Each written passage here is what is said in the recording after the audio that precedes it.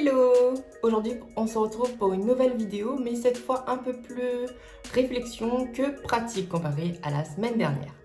Donc, on va voir ce que c'est que la sensibilité artistique. On va commencer par une définition de Larousse. Du coup, j'ai recherché le mot sensibilité sur internet, pas dans le dictionnaire, puisque qui utilise un dictionnaire maintenant au 21e siècle?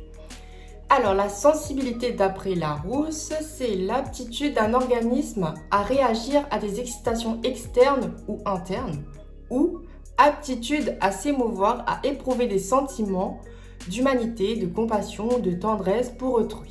Mais est-ce que tout le monde a la sensibilité artistique, ou est-ce que c'est quelque chose d'inné, ou alors quelque chose qu'on apprend à développer? En fait, la sensibilité est déjà là à plusieurs niveaux selon les personnes. Par exemple, il y en a des personnes qui sont nées en étant hautement sensibles.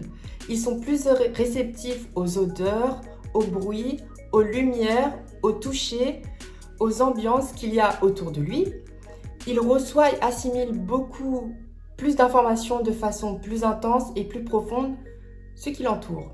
C'est un peu comme une personne qui assiste à une pièce de théâtre et qui ressent toutes les émotions et les subtilités de la pièce, alors que d'autres sentiront de l'ennui à l'égard de cette pièce. Voilà.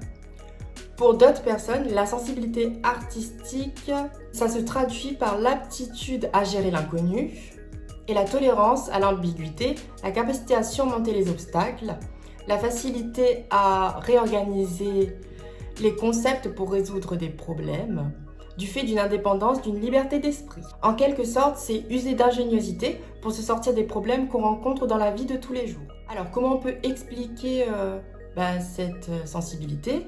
C'est la réelle admiration que peut procurer une œuvre, et pas dans le sens où l'on admire que la technique. C'est une œuvre qu'on ne voit pas avec ses yeux, mais plutôt avec ses sentiments. Par exemple, moi, l'œuvre qui m'a particulièrement touchée émotionnellement, c'était l'œuvre de Bill Viola qui s'appelle Les Martyrs. Elle m'a touchée parce que c'est 4 personnages qui sont martyrisés à travers des vidéos. Et en plus de ça, ces vidéos, elles ont été projetées dans une église. Du coup, ça renforce une dimension assez spéciale autour de cette vidéo, de ces vidéos plutôt. Ensuite, on peut se demander si on peut développer la sensibilité. Et pour ça, il faut apprendre à écouter, à être attentif à la singularité d'une œuvre. C'est aussi une ouverture à la pluralité des jugements. En fait, c'est confronter son point de vue, ses opinions sur une œuvre, avec une autre personne qui ne voit pas les choses comme nous. Parce qu'une œuvre qui m'émue moi ne va pas émouvoir mon voisin. Car l'art est différent pour chacun et personne ne détient la vérité absolue sur la qualité d'une œuvre. Pour développer sa sensibilité, il faut aussi savoir répondre à la question « Que ressentez-vous devant cette œuvre ?» C'est une question qu'on se pose dans les dissertations d'histoire de l'art. La réponse qui en résulte n'est jamais la même pour tout le monde. C'est les sentiments qui nous viennent quand on est devant cette œuvre qu'on exprime à travers la réponse à cette question.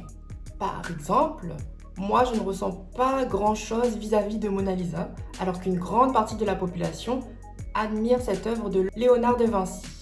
C'est ce qu'on peut voir quand on va au musée, quand il y a beaucoup de gens devant la peinture de Léonard de Vinci, alors que franchement on voit sur internet et pour ma part, je ressens pas vraiment quelque chose. Peut-être qu'après il faut le voir en réel et là il y aura vraiment un sentiment qui en ressort, mais ou peut-être parce qu'il y a déjà beaucoup de gens devant cette œuvre, ça réduit son importance émotionnelle pour moi. Mais après, c'est pas universel à tout le monde. Donc, la sensibilité artistique, c'est quelque chose qui s'acquiert avec le temps quand on essaie de répondre à cette question qui est « Que ressentez-vous devant cette œuvre ?» C'est que comme ça qu'on peut façonner une sensibilité artistique. Enfin, la sensibilité permet de mieux se connaître.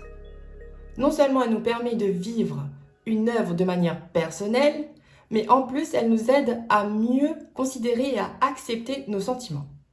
C'est vivre ces sentiments et s'ouvrir au monde pour le voir sous un œil différent. Si on devait résumer ce qu'est la sensibilité artistique en une phrase, ce serait que la sensibilité artistique est tout simplement l'aptitude à ressentir des sentiments tels que la joie, le dégoût, l'amour ou la haine face à une œuvre artistique. Donc j'ai répondu à la question qu'est-ce que c'est que la sensibilité artistique à travers cette vidéo. Et il faut savoir que tout ce que je viens de dire est basé sur des articles que j'ai lus sur internet et que j'ai essayé de rassembler avec ce que moi je pensais que c'est que la sensibilité artistique. C'est une phrase compliquée ça quand même. Et donc j'ai essayé de faire quelque chose d'assez construit. J'espère que ça va vous aider à comprendre ce qu'est la sensibilité artistique et comment développer votre propre sensibilité artistique. Donc, on se retrouve ce vendredi pour une nouvelle vidéo qui portera sur la photographie. Et oui. Je vous invite à activer la cloche de notification pour ne pas manquer les prochaines vidéos qui sortiront bientôt. Et aussi de vous abonner, de lâcher un like, de commenter la vidéo si vous voulez rajouter votre propre définition de la sensibilité artistique ou comment vous la développez. Vous pouvez aussi partager la vidéo si vous voulez, bien évidemment. Et on se retrouve vendredi. Bye bye!